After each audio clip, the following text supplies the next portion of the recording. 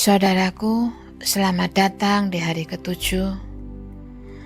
Dan hari ini kita akan melangkah ke ruang batin yang rapuh tetapi berharga, yaitu relasi antara ayah dan anak laki-laki.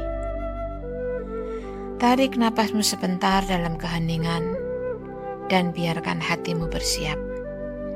Karena topik ini mungkin menyentuh sesuatu yang lama terkubur.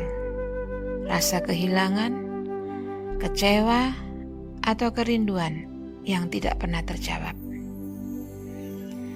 Bagi banyak pria, luka terbesar justru berasal dari sosok yang paling diharapkan untuk melindungi, yaitu ayahmu. Mungkin ayahmu pergi terlalu cepat, atau mungkin dia hadir tapi hatinya jauh. Atau mungkin dia terlalu sibuk membuktikan diri hingga lupa menatapmu dengan bangga.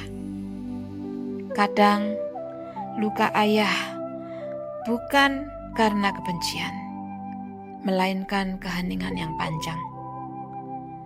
Tetapi hari ini Tuhan ingin menjamah ruangan itu. Bukan untuk menyalahkan siapapun, melainkan untuk menyembuhkan. Karena di balik setiap ayah yang terbatas, ada Bapa yang sempurna, menunggu untuk dikenal. Alkitab menunjukkan kepada kita banyak pria hebat yang juga bergumul dengan luka dari figur ayah. Yusuf ditolak oleh saudara-saudaranya karena kasih ayahnya tak seimbang.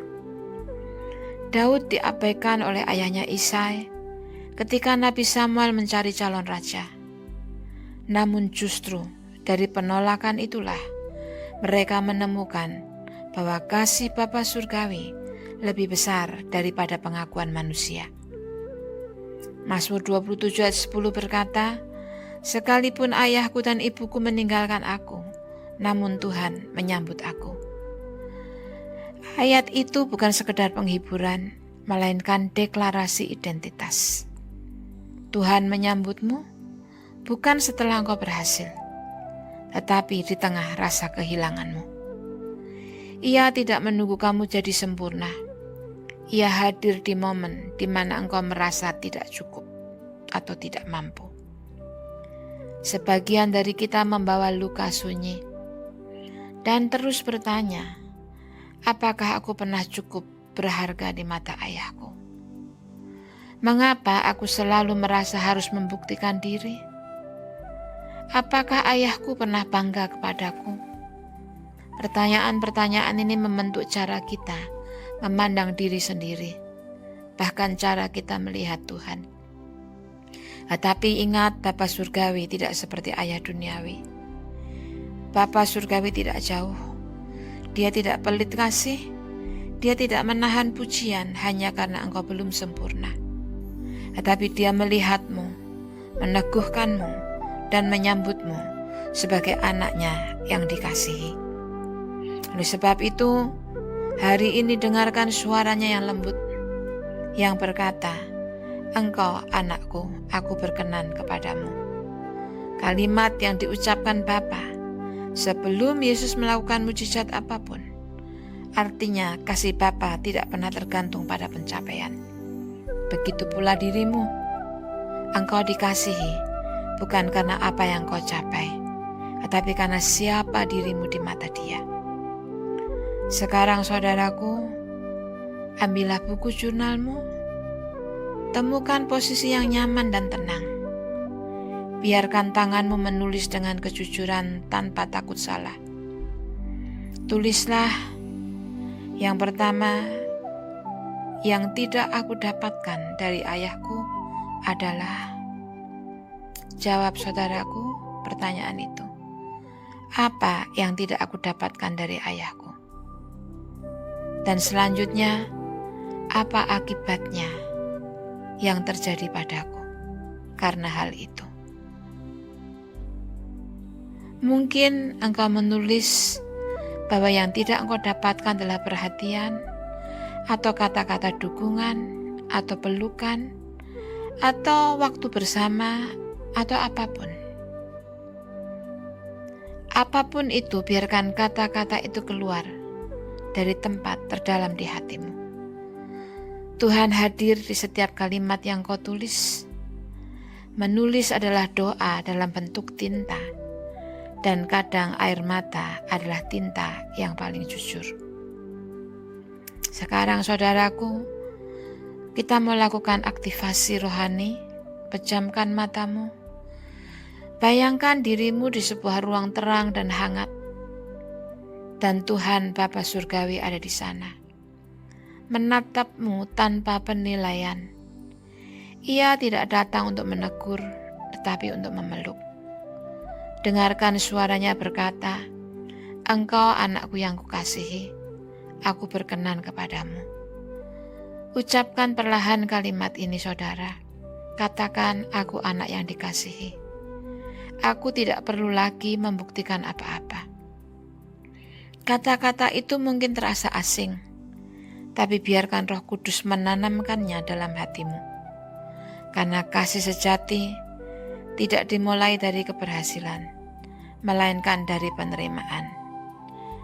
Engkau boleh berhenti berjuang untuk disetujui dan mulai beristirahat dalam kasih yang tanpa syarat. Dan saudaraku, kita mau lanjutkan untuk berdeklarasi dengan iman kita. Dengan suara pelan tapi yakin katakan, "Dalam nama Yesus, aku memutuskan pengaruh luka ayah atas hidupku.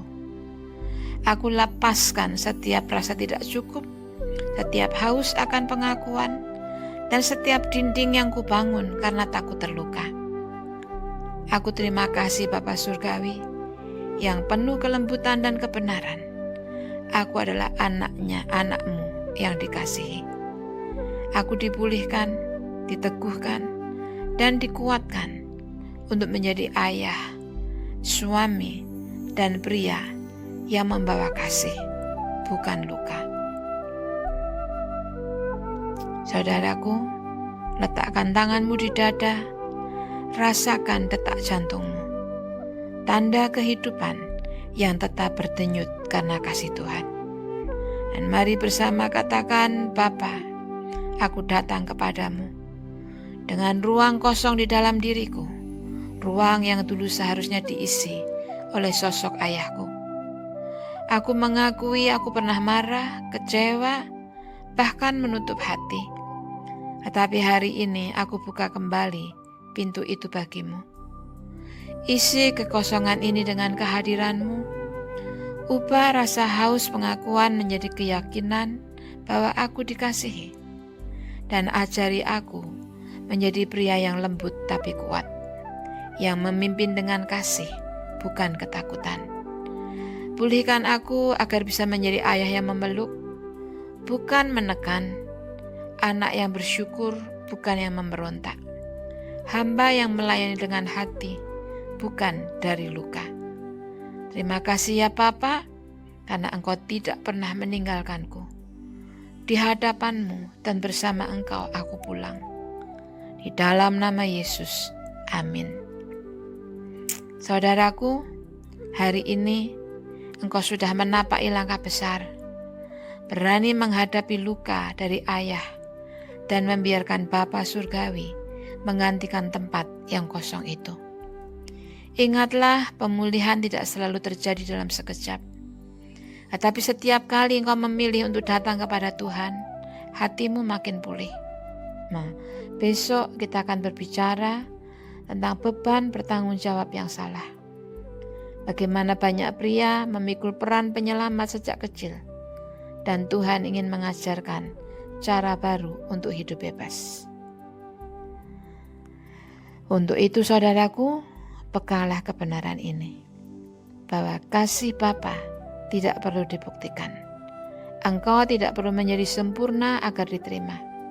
Engkau sudah dikasihi sejak awal, tanpa syarat, dan untuk selamanya. Amin.